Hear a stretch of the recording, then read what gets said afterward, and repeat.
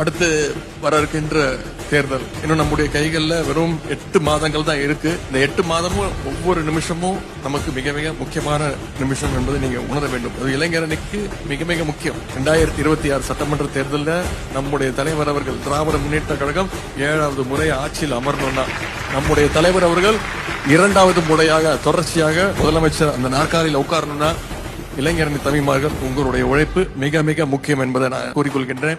தலைவர் அவர்கள் target fix பண்ணி கொடுத்திருக்காங்க. ஓரணியில் தமிழ்நாடு அப்படின்ற டார்கெட். ஒவ்வொரு பூத்துலயும் குறைந்தது 30% வாக்காளர்களை நம்முடைய கழகத்துல உறுப்பினரா நாம சேர்த்தோம். கழகத்துல எத்தனையோ அணிகள் இருந்தாலும் முதன்மையான அணி, முதல் அணினா அது இளைஞர் அணி என்பதை நீங்க உணர்ந்து இந்த தேர்தலில் செயல்பட்டு வருகின்ற சட்டமன்ற தேர்தலில் 200 தொகுதி நிச்சயம் ஜெயிப்போம். தலைவர் கொடுத்திருக்க தொகுதி 200 தொகுதி இல்ல 200க்கு மேல அதிகமான தொகுதியை ஜெயிக்கணும்னா அதற்கு நம்முடைய களப்பணி, தேர்தல் பணி மிக மிக முக்கியம் என்பதை நீங்க உணர்ந்து செயல்பட வேண்டும்.